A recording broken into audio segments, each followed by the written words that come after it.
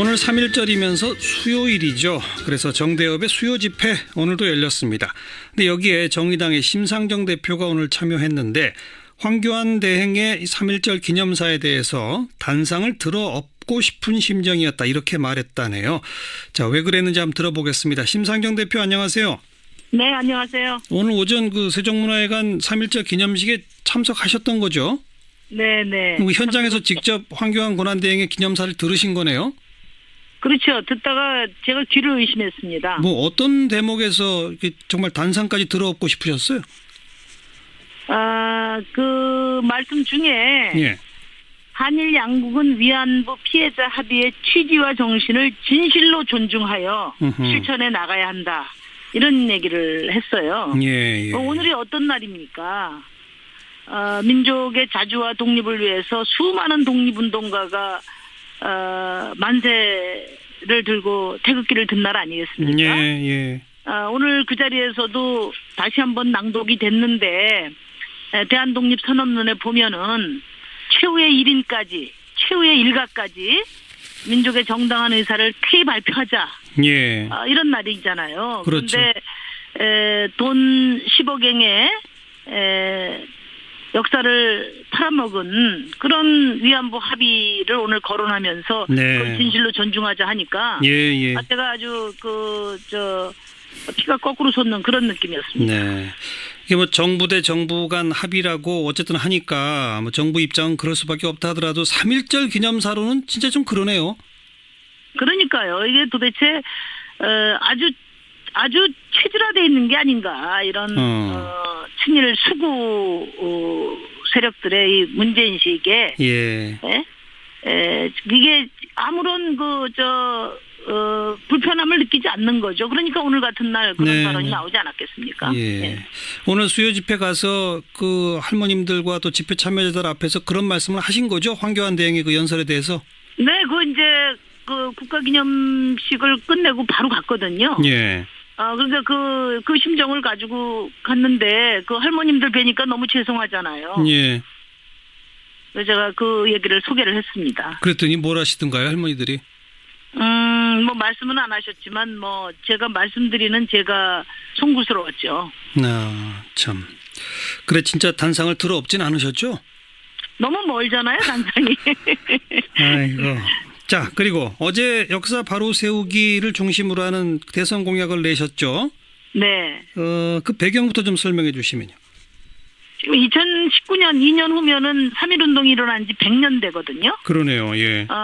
그런데 역사 바로 세우기 작업이 그런 노력이 노무현 정부에서 시작이 됐지만 특권 수구 세력에 의해서 중단돼 버렸어요. 예. 그래서 정말 100주년 될 때까지는 이 역사 바로 세우기 노력을 다시 해야 된다. 예. 그래서 나라를 되찾기 위해서 헌신한 애국지사들에게 부끄럽지 않은 나라를 만들어야 되지 않겠냐. 예. 100주년에는 그런 보고를 해야 되지 않겠냐. 예. 그런 생각에서 이명박 대통령이 그 친일 반민족 행위자 1,006명을 최종 확정 발표한 예.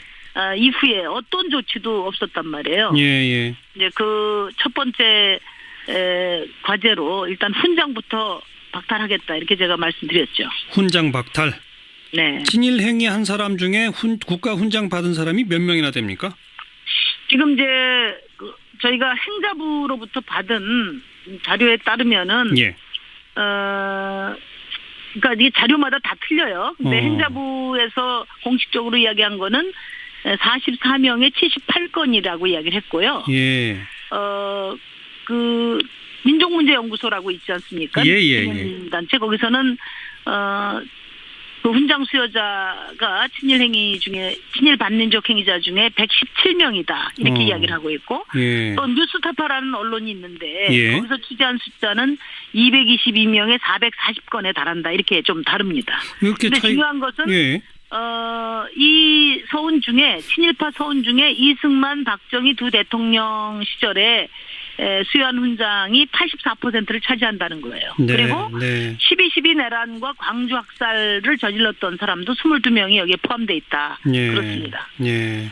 이렇게 행자부 민족문제연구소 뉴스타파가 다 차이가 나는 것은 어떤 서훈까지를 포함하느냐 이 기준이 달라서인가요? 이제 그 판단 기준도 다를 거고요. 예. 이제 그 사망한 사람들 예, 예. 의 경우는 이제 공소권이 소멸됐으니까 예, 예. 반인권적 반인도적 범죄 행위가 확정되지 않은 경우에 이제 뭐 다툼이 있었을 테고요. 예. 또 정재계 범죄 인사 문제와 관련해서는 행자부가 눈치를 많이 봤겠죠. 예. 그래서 제가 2016년 말 행자부 자료를 보니까 정재계 인사는 36명에 대해서 서훈을 취소했는데 예. 취소 대상의 상당수가 취소 사유가 발생한 뒤에 뒤늦게 취소한 걸로 나타났어요. 그러니까 지금도 취소를 하고는 있는 거죠? 그렇죠. 이제 지금 3년 이상 금고형을 확정받으면은 예. 이제 친일 반민족 행위하고 상관없이도 그걸로 예. 다른 기준에 의해서 알겠습니다. 3년 이상 금고형을 받으면 취소가 되는 거죠. 근데 그 친일 반민족 행위 진상규명위원회 활동의 결과를 그 이명박 정부 때 마무리 지으면서 1,006명 명단을 발표했던 거 아닙니까? 그렇죠. 그 명단에 있는 사람 거는 하나도 지금 취소가 안 되고 있다. 그러니까 이제 그 직후에 예. 그러면 이 친일 반민족 행위자를 확정은 했는데 예. 그리고 지금 7년 됐어요. 예. 근데 이름만 발표됐지 예, 예. 일부 그 당시에 뭐 재산 환수를 제외하고는 후속 조치가 전무했습니다. 예, 그리고 예. 정부에서도 5명만 그 서훈을 취소한 것으로 이렇게 지금 보고를 하고 있습니다. 아니 그 하려면 다 하고 안 하려면 안 하는 거지 왜 5명은 취소하고 나머지는 안 합니까? 그러니까 이제 이게 어떤 경우냐면요. 친일 행위를 한 것으로 확정이 되더라도 독립운동 및 건국 서훈 같은 경우는 예. 바로 이제 그 관련 조항이 되니까 취소가 되는데 예를 들면 문화예술, 뭐 체육훈장, 뭐 예. 다양한 분야 활동으로 서훈을 받은 경우가 있지 않습니까? 예. 그럴 경우에는 그 행위로 받은 거기 때문에 아하. 다른 이유로 친일 행위를 했다고 해서 취소가 어렵다 이겁니다. 그렇군요. 네, 그래서 전반적으로 상훈법을 개정하려고 합니다. 심상정 대표는 뭐 문화예술 체육 가릴 것 없이 국가훈장은 전부 박탈하는 게 옳다. 그렇죠. 기본 결격 사유로 네.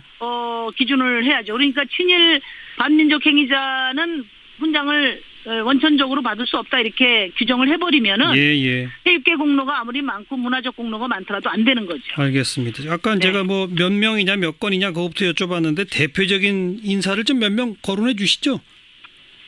뭐 이제 대표적인 친일 행적자가 이제 노덕수를 우리 국민들 다 아실 거예요. 여보세요? 네, 말씀하세요. 네네. 그래서 대표적인 친일 경찰이고 네. 또 애국지사 체포 고문 행위에 앞장선 사람인데 그렇죠.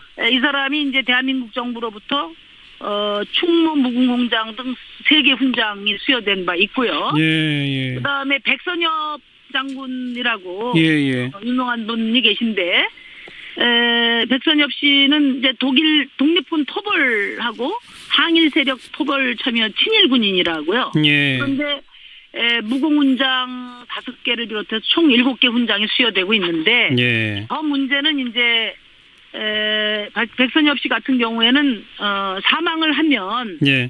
자동적으로 또 지금 기준으로 훈장이 수여되게 돼 있고 아하. 또 국립묘지에 안장되게 돼 있단 말이에요. 예. 그래서 이제 이런 부분들을 빨리 정리를 해야 됩니다. 알겠습니다. 이게 훈장이라는 거는 국가가 준 최고의 영예고 그렇죠, 국민의 그렇죠. 자랑인데 예. 이 서훈의 존엄과 가치를 훼손하는 이런 사례들을 빨리 네. 박탈해야 된다고 봅니다. 친일 반민족 역사관 설립도 공약하셨네요. 이거는 어떤 의미를 갖고 있습니까? 우선 우리가 이런 친일 반민족 행위자를 다시 조사하고 예. 또 훈장도 박탈하고 하는 것은 예.